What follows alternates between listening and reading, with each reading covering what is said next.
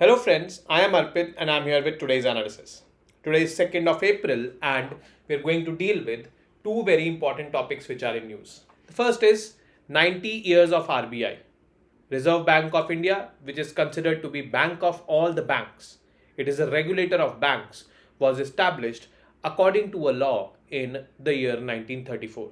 Although it came into existence on 1st of January 1935, and since then it has been very much instrumental and crucial in our development journey, whether it be the 1991 crisis or demonetization of 2016 or post that COVID-19 crisis.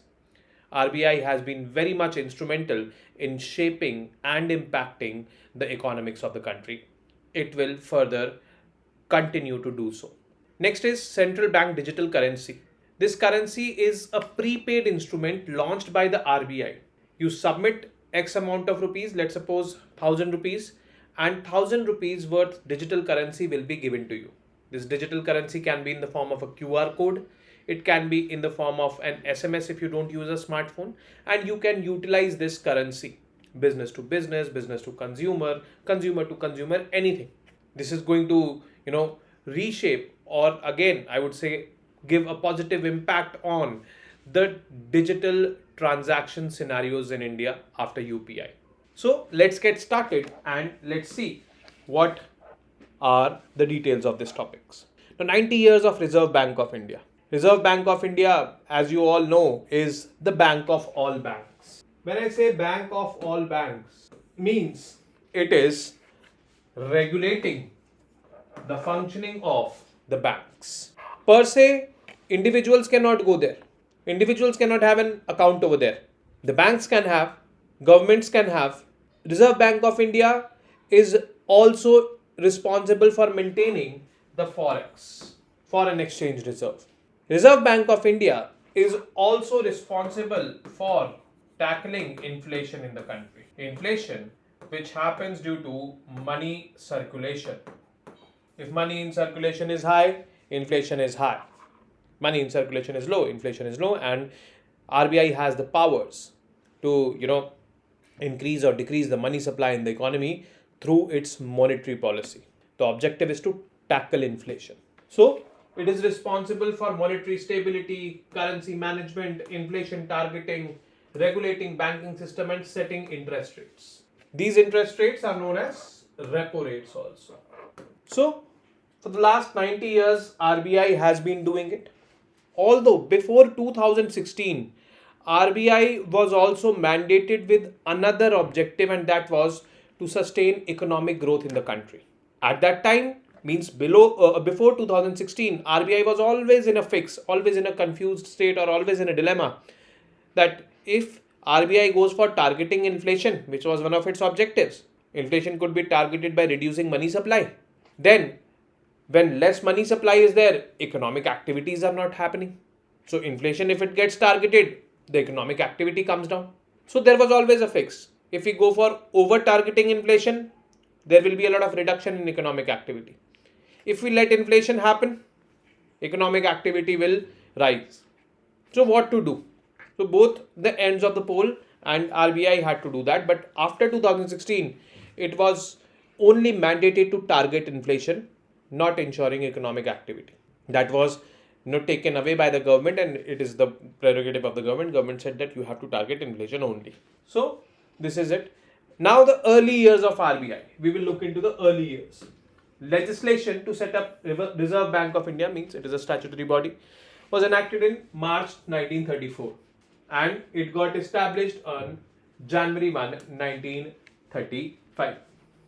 The first governor of RBI was an Australian, Sir Osborne Arkell Smith. The first Indian to become a governor was Sir C.D. Deshmukh, and he was the governor when we got independence. Following partition, it was agreed that RBI would cease to be the currency authority for Pakistan, and Pakistan would have its own central bank, and Indian notes would cease to be legal tender in Pakistan. This was immediately decided after that. Then things went by, we were there. Our economy, no doubt, was struggling a lot since independence. We seldom witnessed growth which was surpassing 5% mark. And in the late 1980s, 1991 to be very precise, that year we experienced a balance of payment crisis where we were not having enough forex to settle the payments of our incoming imports. The current account deficit was too much widened and we did not have money to fill that pot. This economic crisis was, a result of multiple factors like rise in oil prices in August 1990. It led to an acute economic crisis, making balance of payment situations worse. It depleted our foreign exchange reserve because 85 to 90% of our oil is imported, and that oil became expensive in that time when we were already struggling. So we had to shell out more dollars. RBI transferred more than 46 tons of gold from its reserves to multiple banks, to Bank of England, Bank of Japan, Union Bank of Switzerland. 20 tons of gold was pledged over there, and we took money by keeping this gold as collateral over there. And from that money, we filled that current account deficit, or we settled our payments for the imports. Then we did some economic reforms as well, that we opened up our economy. LPG reforms, liberalization, privatization, and globalization, where we invited a lot of global players to come and invest in India, do business in India. Global players came and they came with a lot of dollars. So with those dollars, we, repaid those loans in those respective banks and brought back our gold. That was the strategy, and RBI again was very much instrumental over here. Now the outcomes of these reforms. What steps were taken after these reforms? Full convertibility of rupee was allowed. Now what is full convertibility of rupee? You need to know this technicality. Full convertibility would mean that the rupee exchange rate would be left to the market factors without any regulatory intervention by RBI. Let the market forces decide whether rupee is rising, falling. So Indian currency is fully convertible in the current account and partially convertible in capital account. So there are two accounts, current account and capital account. So any investment coming into the country is part of capital account. Any foreign direct investment coming or any foreign portfolio investment coming, that is part of capital account. But from that investment, the profits which are taken away, they are part of current account. The import and export, they are part of current account. Current account, fully convertible, means we have left it to the market forces. Capital account, partially convertible. There are some regulatory interventions by the RBI in capital account. So this is basically the scenario. Then in 2008, another financial crisis impacted the entire world, which started from America. The epicenter was America, where companies disbursed a lot of loans to the people without checking their credit worthiness. And those people invested that money in real estate largely. The supply of real estate commodities was immense. Those properties did not appreciate, which was anticipated by those people for which they took loans. And there was no one to buy those properties. Those people did not find a way out to pay the EMIs for the loans which they had taken. And, the system collapsed. The bubble burst. One of the major, lenders in America, Lehman Brothers, that bank collapsed. That crisis was known as the subprime lending crisis. Well, did that crisis impact India? Yes, it impacted the entire world, so it impacted India also. But the degree of impact was low. 2008 financial crisis, India escaped this 2008-9 global financial crisis through a combination of management, structure and luck. Obviously, domestic demand was one such factor which saved us. But yes, there were certain policy interventions done by RBI as well. Like pre-crisis, the policies of Governor Y.V. Reddy against capital inflows, especially to the real estate sector, and against rapid foreign bank expansion were timely. So this governor, RBI governor, Y.V. Reddy, his policies against capital inflows, he was not in favor of bringing capital inflows into the real estate sector of India. So the real estate sector of India was safe. From that sector only, the collapse started all across the world. But here, it was safe. Post-crisis, management was excellent and appropriately measured as well. Then RBI under D. Subbarao. RBI opted for a liberal accommodative policy to salvage economic growth. So we were, not too much harsh on repo rate. We were more focusing on lowering the repo rate. Inflation should be there a little bit and money supply should be there so that economic growth is there. That is called as relaxed monetary policy or liberal accommodative policy. RBI under Raghuram Rajan. Now he is a noted personality and Raghuram Rajan was one of the first ones in the world to predict 2008 financial crisis way back in 2004-5. And probably that is why Mr. Y.V. Reddy on the predictions of Raghuram Rajan acted upon. He was there in IMF, I think. Chief economist in IMF he was, Raghuram Rajan, at that time, and he predicted. But now he was the governor. He announced plans to internationalize the rupee, float inflation bonds indexed to or linked to the consumer price index. Like, what are inflation index bonds? Like, you brought a bond, you did an investment, 100 rupees, let's suppose, and it says that 8% per annum interest. So next year your 100 rupees will become 108 rupees. But next year inflation will also happen. Of let's suppose 4% inflation is there or 5% inflation is there. So things have become expensive by 5 rupees. So technically speaking, your 108 rupees is not 8 rupees profit. It is 3 rupees profit because 5 rupees will go for managing inflation only, which has gone up over the year. So that is what we need to understand.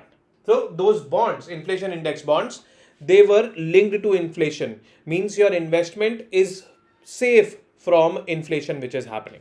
Steps to boost exports and increase inflows.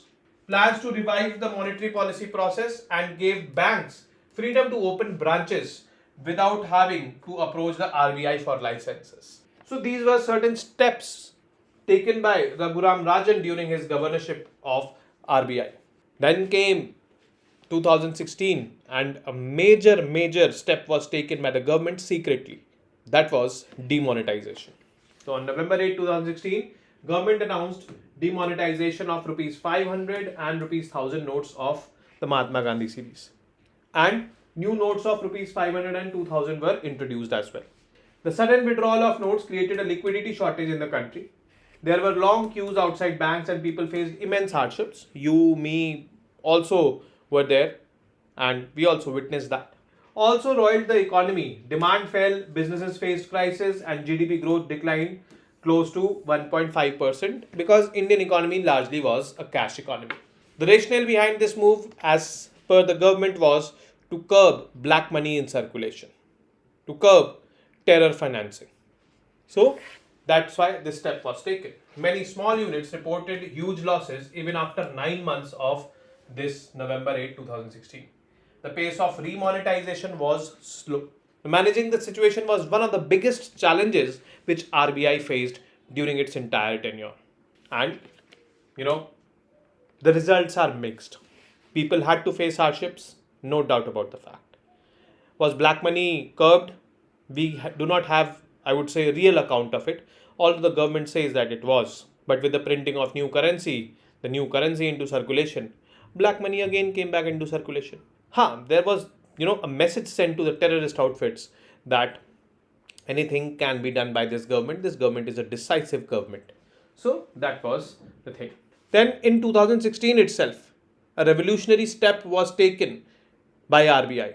Remember, in the beginning of this topic, I told you that before 2016, RBI's responsibility was to, this is 2016, RBI's responsibility was to tackle inflation and ensure economic activity as well.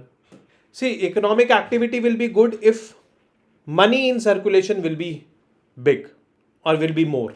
And money in circulation, if it is more, it will lead to inflation.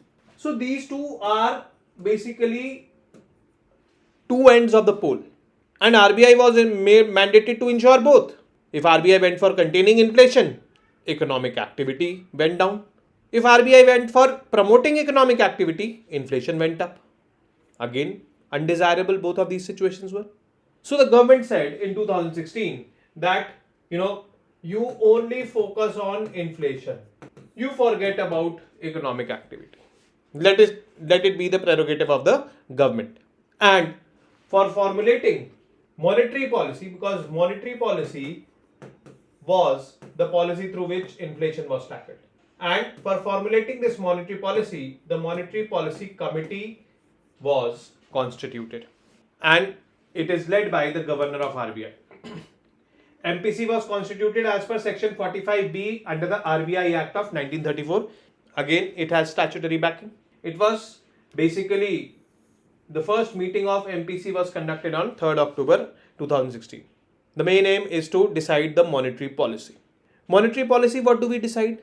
We decide in monetary policy the interest rates. We call it the policy interest rates, or we call it repo rate. Now, let us go to the details of this. What is repo rate or what is monetary policy rate? We should understand that as well. Now, when any scheduled commercial bank,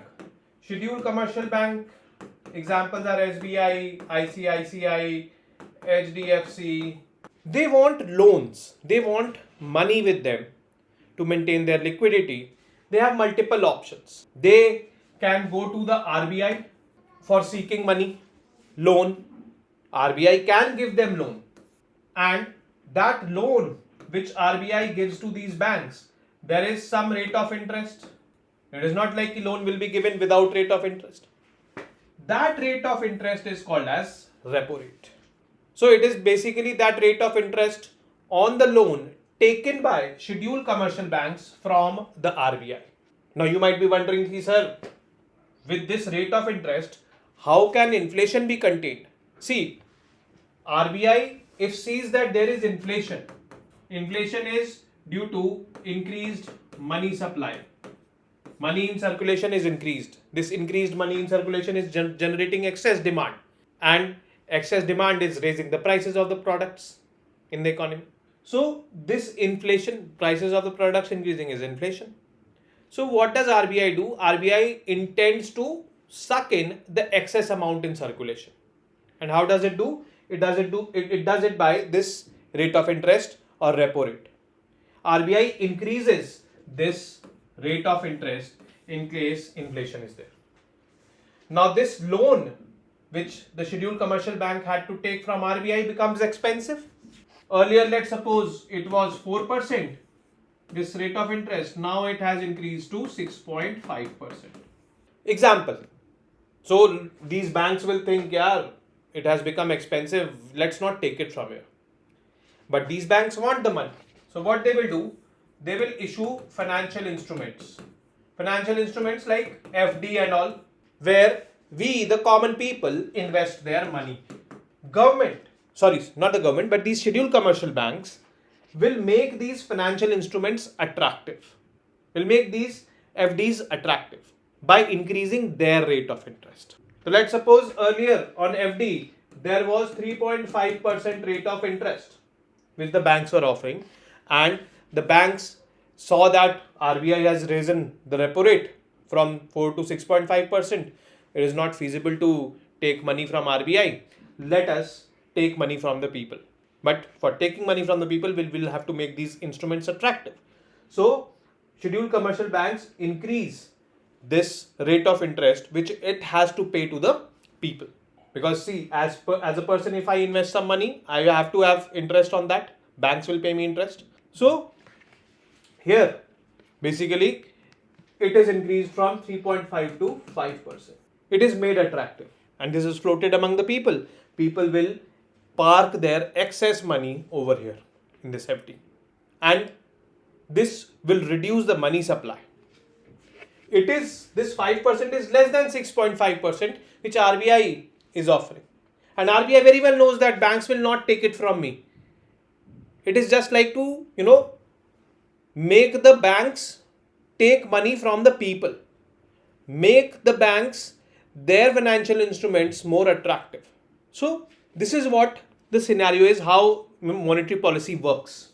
And this is now the prerogative of the Monetary Policy Committee to formulate monetary policy. And since 2016, when this Monetary Policy Committee was formed. The first meeting was 3rd October 2016. This is happening. Monetary Policy Committee was formed with the mission of fixing the benchmark policy interest rates, the repo rates, to restrain inflation within the particular target level. The committee determines the policy interest rate required to achieve inflation target. MPC is required to meet at least 4 times in a year, means once in a quarter, at least this is. The quorum for the meeting of the MPC is 4 members. There are total 6 members in the committee, and out of 6 members, even if 4 members are present, then meeting will happen. Each member of MPC has 1 vote, and in the event of equality of votes, governor has a second or casting vote. Since there are 6 members, there can be a possibility of 3-3. So in this case, the governor of RBI, who happens to be the chairman of this Monetary Policy Committee, has this, second vote. Next is, once every 6 months, the Reserve Bank is required to publish a document called the Monetary Policy Report to explain the sources of inflation and the forecasts of inflation for 6 to 18 months ahead. Now, this report has to be submitted by the Monetary Policy Committee every 6 months to the Government of India. There is one more report which the Monetary Policy has to submit. Don't confuse yourself. This is one such report which has to periodically be submitted 6 months, once in 6 months. Another report, I'll just shortly be talking about that report. But before that, let us look into the composition of this committee. So as we know that there are 6 members in the committee. Out of these 6 members, the chairman is RBI governor, and there are 5 more members. These 3 members, the Government of India nominates. These 2 members are working in the RBI, and RBI governor nominates. So this is basically there. RBI governor acts as the chairperson ex officio. Members nominated by the government, means these 3 members, hold office for a period of 4 years from the date of appointment. None of the central government nominees are eligible to be reappointed. The committee meets quarterly, that is every 3 months. Decisions are taken by majority vote, with each member having a vote. In case of a tie, chairman has a casting vote. We all know that. So these are the basics of MPC. Now comes Section 45ZN of the RBI Act, which was also introduced or inserted in the RBI Act of 1934 in 2016. Now, what is this Section 45ZN? If RBI fails to contain inflation in the this targeted zone of 2 to 6%. Actually, it is written that inflation should be in this bracket, 4 plus minus 2%. So 2 to 6%. If inflation is not contained within this bracket for 3 successive quarters, then RBI has to give a report to the Government of India stating the reasons why this inflation is not there contained in this particular target, and what have we done, what will we be doing it.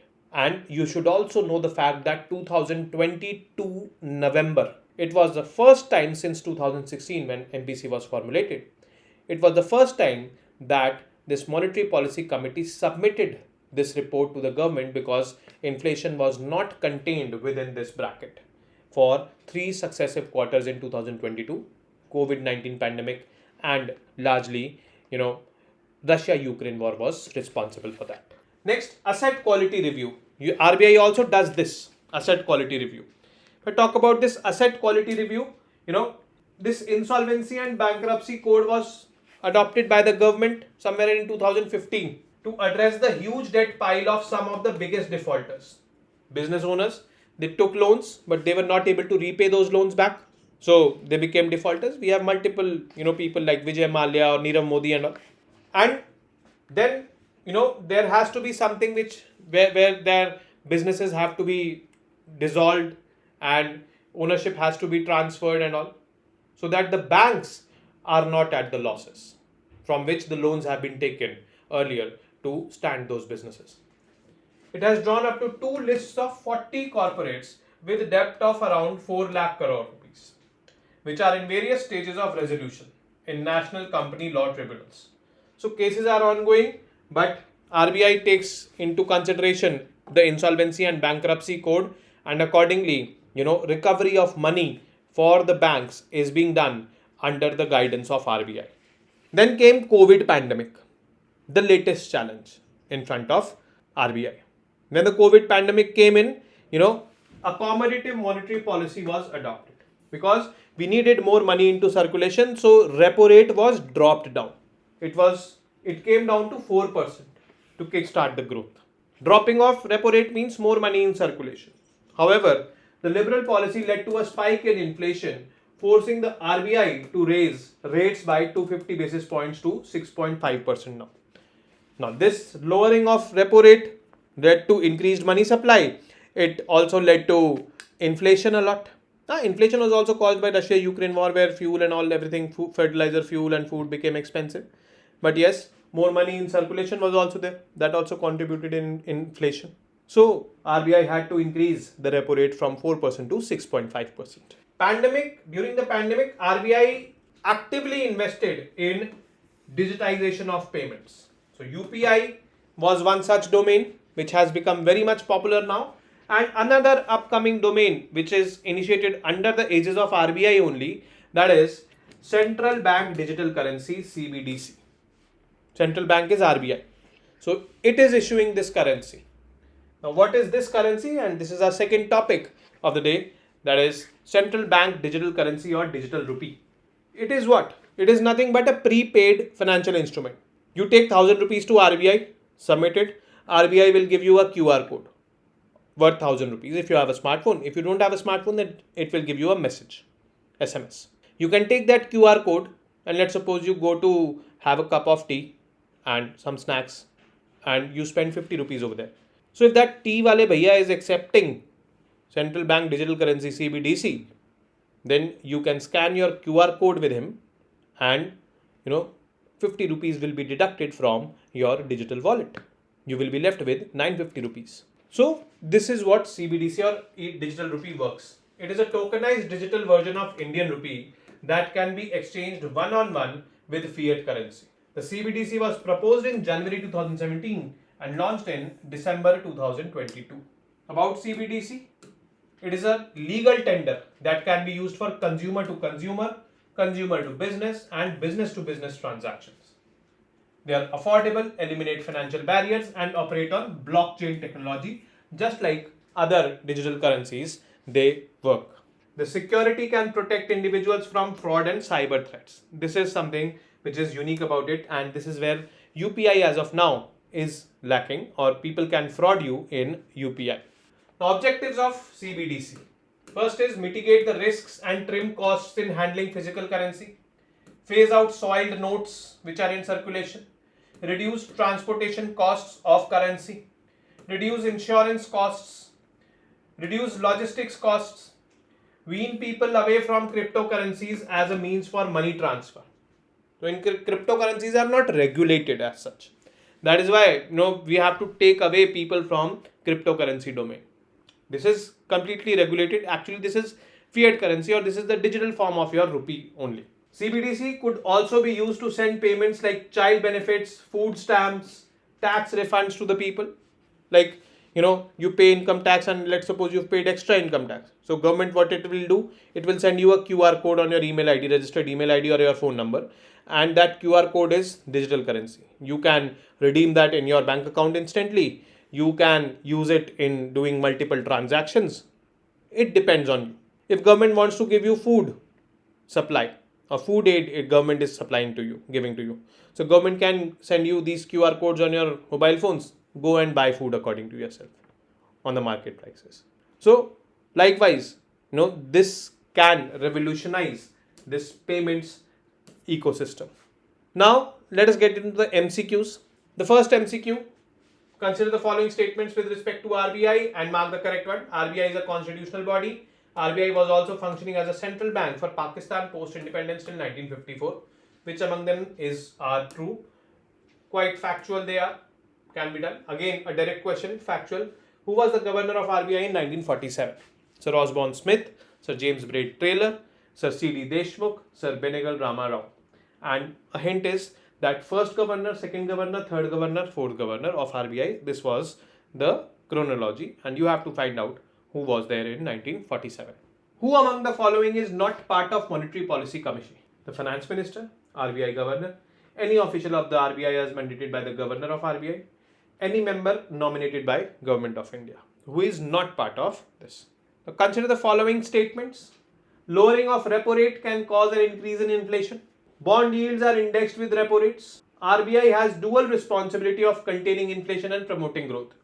How many of the above statements are correct? Now this is a new format which UPSC has introduced 2 years ago. Since the last 2 years UPSC is going on this format, so I decided we should have questions on these format as well. Only 1 is correct, only 2 are correct, only 3 are correct, none of them is correct. So just pardon me for my grammar, it should be is over here. Then which of these could be the probable use of central bank digital currency? First is reduce digital frauds, instant cash transfers, phase out soiled notes. Only one of the choices could be the probable use of central bank digital currency, 2 of the choices, all 3 of these choices, and none of these choices. So I would be expecting your answers in the comment section. And with this, we come to an end of today's session. I will be meeting you tomorrow now with more such informative news pieces. Till then, you guys very well know what to do. I'm not repeating it today. Namaste. Jai Hind.